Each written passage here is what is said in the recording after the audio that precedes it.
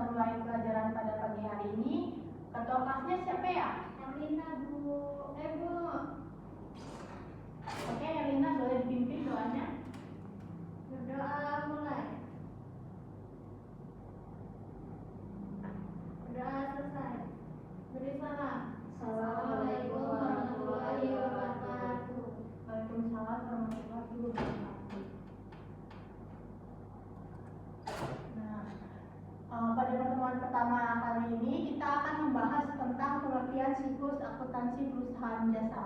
Udah ada yang tahu belum akuntansi perusahaan jasa itu apa sih? Belum, Bu. Oke. Baik, karena belum ada yang tahu, kita mulai ya. Kita masuk ke siklus akuntansi perusahaan jasa. Pengertian dari siklus akuntansi perusahaan jasa adalah rangkaian prosedur yang diikuti oleh perusahaan untuk mencatat transaksi keuangan dan menyusun dalam bentuk laporan, serta menutup buku untuk memulai periode baru. Siklus ini besarnya berlangsung selama satu periode. Satu periode itu biasanya 1 tahun ya nak. Dan akuntansi yang dapat berupa bulanan, kuartal, atau tahun tergantung kebijakan perusahaan. Selanjutnya ada tahapan-tahapan siklus akuntansi. Di sini ada 8 tahapan siklus akuntansi. Ada yang mau baca? Saya, Bu. Boleh sampai dibaca. Yang pertama ada identifikasi dan analisis transaksi. Yang kedua pencatatan jurnal. Yang ketiga posting ke buku besar. Yang keempat menyusun neraca saldo. Yang kelima penyesuaian. Yang keenam penyusunan laporan keuangan. Yang ketujuh penutupan buku atau closing. Dan yang terakhir neraca saldo setelah penutupan. Baik, terima kasih Salsa. Di sini Ibu jelaskan sedikit tentang 8 tahapan siklus akuntansi ini. Yang pertama ada identifikasi dan analisis transaksi.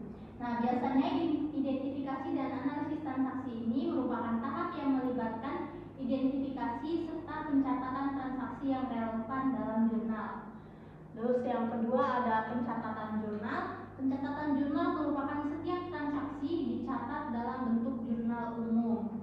Lalu yang ketiga itu ada posting ke buku besar. Nah, setelah dari pencatatan jurnal tadi, itu kita posting ke dalam buku besar. Lalu yang keempat penyusunan neraca saldo. Penyusunan neraca saldo merupakan untuk pastian atau keseimbangan antara debit dan kredit. Dari hasil pencatatan jurnal dan identifikasi analisis di poin 1 dan 2 itu kita rangkum dan kita jadi satukan di dalam neraca saldo tadi. Lalu yang kelima ada penyesuaian. Melakukan pencatatan atau transaksi yang belum dicatat atau disesuaikan. Setelah penyusunan di tahap 4 tadi, di bagian penyusunan neraca saldo, kita hitung kembali apakah yang kita susun sudah sesuai dengan pencatatan jurnal di tahap yang kedua. Selanjutnya itu ada penyusunan laporan keuangan. Dari data yang telah disusun, laporan keuangan seperti laporan laba rugi, neraca, dan laporan arus kas itu dibuat. Dan yang selanjutnya ada penutupan buku atau closing. Akun pendapatan dan beban ditutup ke dalam akun modal. Dari hasil penyusunan laporan dan penyusunan neraca itu kita rangkum semuanya di dalam penutupan buku atau closing. Dan yang terakhir itu ada neraca saldo setelah penyusunan. Itu dibuat untuk memeriksa kembali keseimbangan setelah semuanya akan ditutup. Baik, selanjutnya ada penutupan siklus akuntansi pada perusahaan jasa. Herlina boleh dibaca? Bu, saya nggak kelihatan, saya foto dulu ya. Iya, silakan. Maklum, penataannya agak ini ya. Penutup siklus akuntansi pada perusahaan jasa dilakukan setelah penyusunan laporan keuangan. Tahapan penutupan buku ini terdiri dari beberapa langkah.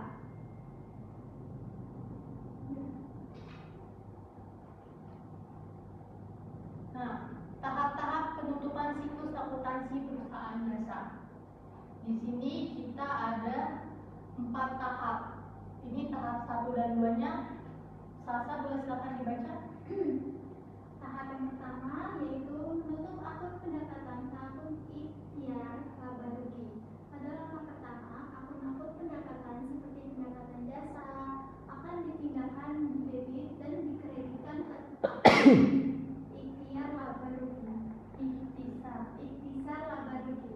Yang kedua, menutup akun beban ke akun ikhtisar laba rugi.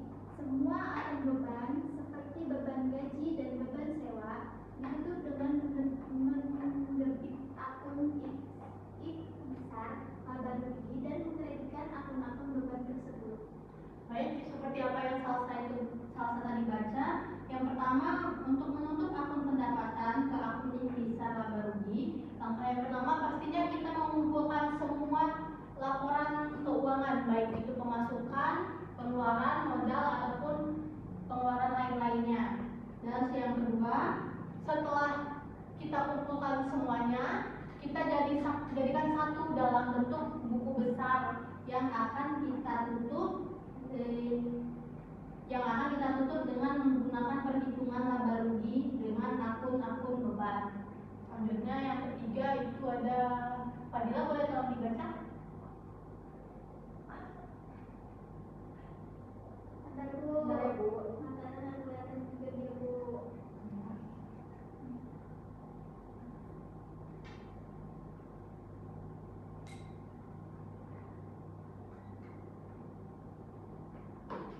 Menutup akun ikhtisar laba rugi ke modal. Selisih antara pendapatan dan beban yang mencerminkan laba atau rugi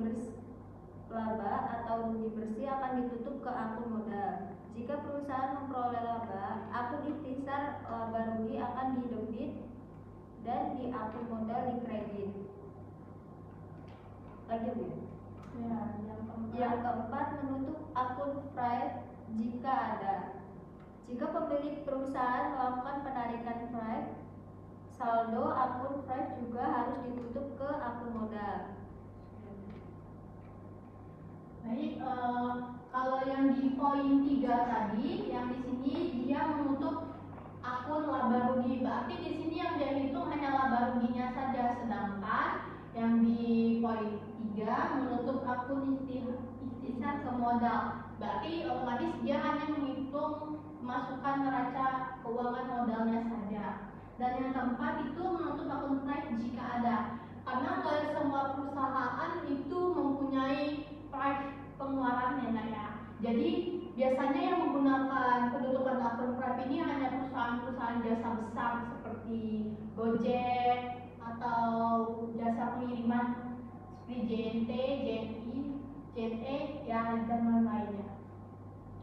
Baik, untuk pertemuan kali ini hanya itu yang dapat Ibu sampaikan. Nanti ini filenya akan Ibu kirimkan ke grup mata pelajarannya. Silahkan sampai rumah dirangkum dan dibaca kembali. Lalu Ibu ada sedikit tugas untuk pertemuan selanjutnya. Tolong carikan jurnal berupa tentang perhitungan keuangan modal neraca perusahaan jasa. Lalu silakan kalian baca dan akan kita sampaikan pada pertemuan kedua. Baik Bu. Sampai sini apakah ada pertanyaan? Tidak Bu. Sudah Bu. Baik, karena tidak ada pertanyaan, Ibu tutup. Demikian penyampaian materi pada pertemuan Ibu hari ini. Untuk waktunya, terima kasih. Ibu tutup. Assalamualaikum warahmatullahi wabarakatuh. Waalaikumsalam warahmatullahi wabarakatuh.